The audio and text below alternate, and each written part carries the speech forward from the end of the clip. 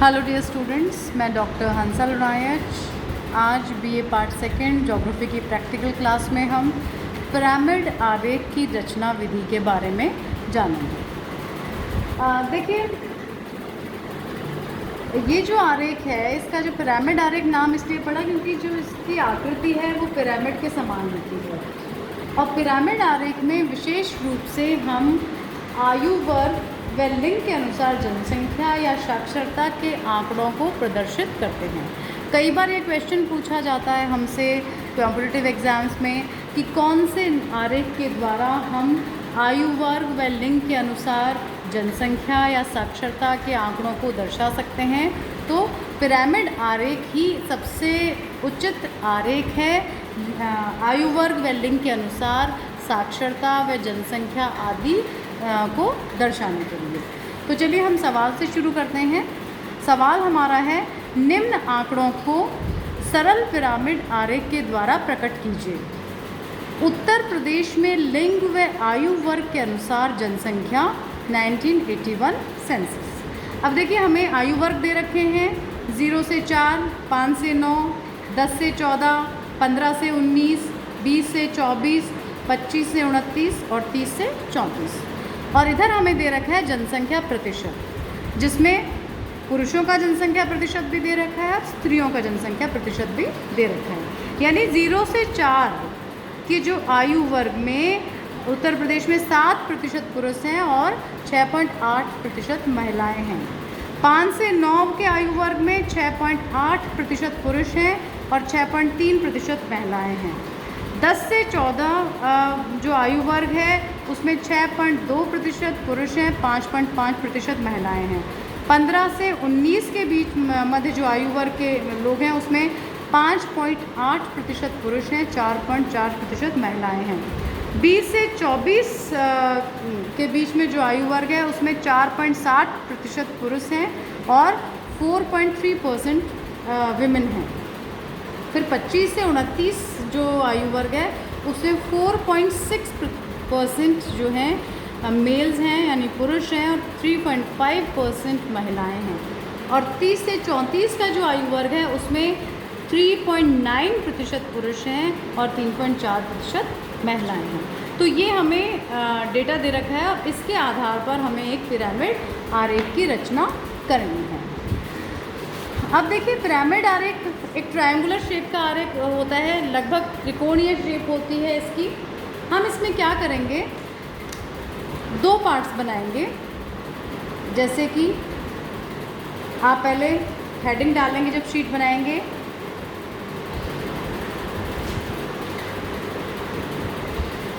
आयु वर्ग व लिंग के अनुसार जनसंख्या प्रतिशत अनुसार जनसंख्या उत्तर प्रदेश में या उत्तर प्रदेश में 1981 सेंसस। यहाँ लिखेंगे पिरामिड आरेख। हेडिंग इस तरीके से लिखना है जब शीट में हम बनाते हैं तब। ओके, अब हम क्या करेंगे, यहाँ पर एक परपेंडिकुलर रेखा खींचेंगे, बीच में गैप देंगे, फिर एक परपेंडिकुलर रेखा खींच देंगे। ठीक है, यहाँ हमारा आयु वर्ग लिखा जाएगा, आयु वर्ग। फिर इधर हम रेखा खींचेंगे और इधर हम रेखा खींचेंगे। ये हमारी ओ हो गई, ओ बी ए बी। ठीक है, अब हम मापनी मान लेते हैं कि 1 सेंटीमीटर जनसंख्या जो है वो 1 सेंटीमीटर 1% जनसंख्या को दर्शाएगा। तो हमारा 1 सेंटीमीटर हम देखें, इस ओ रेखा पर जो क्षैतिज रेखा है यहाँ पर हम 1-1 सेंटीमीटर पर मार्क कर देंगे।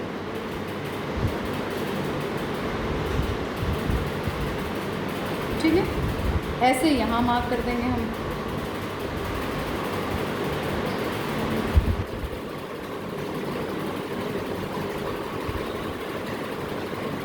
ओके, यहाँ पर भी हम 1-1 सेंटीमीटर के अनुसार ही मार्क कर देंगे जहाँ आयु वर्ग लिखे जाएंगे हमारे।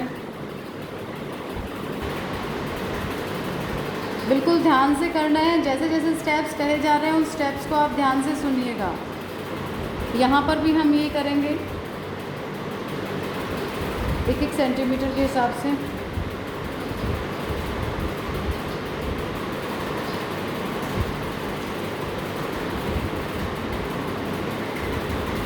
ठीक, अब ये हमारा हो गया, यहाँ पे ये 1 सेंटीमीटर है। 1 2 3 4 5 6 7 8, यहाँ पे भी 1 2 3 4 5 6 7 8। ओके, अब देखिए ये जो दो हमने इस प्रकार से बनाए हैं डायग्राम बनाने के लिए, तो एक तरफ तो हम महिलाओं का प्रतिशत लिखेंगे, यहाँ हम महिला लिख देते हैं।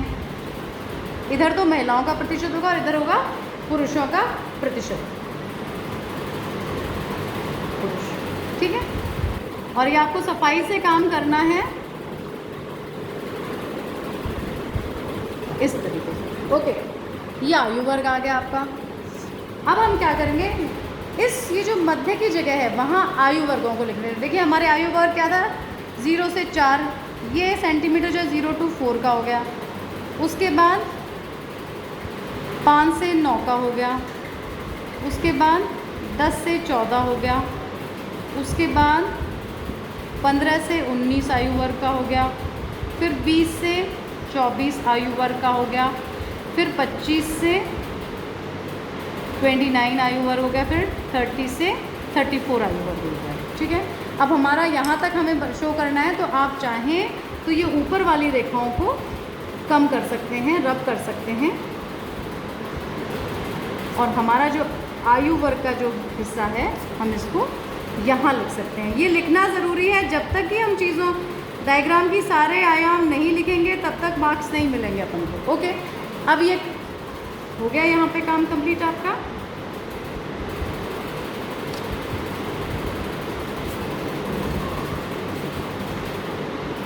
महिला पुरुष। इधर आपको मापनी लिखनी है, 1 सेंटीमीटर बराबर 1% जनसंख्या। ये आपको क्या शो कर रही है, जनसंख्या प्रतिशत को शो कर रही है। ये OB रेखा जो है, यहाँ पर भी जनसंख्या प्रतिशत को शो कर रही है। ओके, अब क्या करेंगे हम, सबसे पहले हम ये देखेंगे कि 0 से 4 आयु वर्ग में कितने प्रतिशत पुरुष हैं, कितने प्रतिशत महिलाएं हैं। तो देखिए 0 से 4 आयु वर्ग के अंदर हमारी 7% पुरुष हैं, 6.8% महिलाएं हैं, स्त्रियां हैं। ठीक है, तो हम क्या करेंगे, अब अपना देखिए यहाँ से हमने 7% पुरुष लिया, ये 7% यहाँ पर कंप्लीट हो गया हमारा। ये देखिए यहाँ कंप्लीट हो रहा है 7%, यानी जो हमारा बार बनेगा वो यहाँ बनेगा 7%। ठीक है, ये 7% यहाँ पूरा हो रहा है, तो ये बार हम कर देंगे। ओके, ये अपना पुरुष। अब स्त्रियों का 6.8 है, तो देखिए स्त्रियों का 6.8 हम कैसे करेंगे, हमने 1 सेंटीमीटर में माना है। 6 ये हो गया, 5 6 7 8, यहाँ पर 6.8 ये हो गया, और ये हमने इस तरीके से ड्रॉ कर दिया। नेक्स्ट हमारा 5 से 9 का आयु वर्ग है। देखिए 5 से 9 आयु वर्ग में 6.8% पुरुष हैं, 6.3% महिलाएं हैं। तो 6.8% पुरुषों के लिए हम इस हिसाब से आप काउंट कर लीजिए, क्योंकि 1 सेंटीमीटर है। 6 यहाँ आ गया अपना, 5 6 7 8, ये अपना 6.8 यहाँ पे आ गया। ठीक है, तो 6.8 में यहाँ लाइन खींच लीजिए, और ये 5.9 वाला जो आयु वर्ग है, ठीक है, इसी हिसाब से 6.3% महिलाएं हैं, ये आयु वर्ग की लाइन है 6.3, ये अपना होगा, ये 6.3 में ये आ गया। उसके बाद अपना 10 से 14 का आयु वर्ग है। ये 10 से 14 वाला जो आयु वर्ग है, इसमें आप देखिए 6.2% पुरुष, 5.5% महिलाएं। तो 6.2% पुरुष हैं, तो आप यहाँ से देख लीजिए, काउंट कीजिएगा 6, ये 6.2 हो गया, ये बना दीजिएगा और इस प्रकार से हम रन कर देंगे। और 5.5% महिलाएं हैं, तो आप देखिए 5.5 में ये 5.5% महिलाएं हो गई।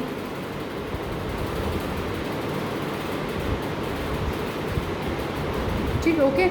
अब अपना 15 से 19 का आयु वर्ग है, इसमें 5.8% पुरुष, 4.4% स्त्रियां हैं। तो पहले हम 5.8% पुरुष बनाएंगे। तो यहाँ से आप लीजिए 1, 5, 6, 7, 8, ये आ गया आपका। यहाँ पर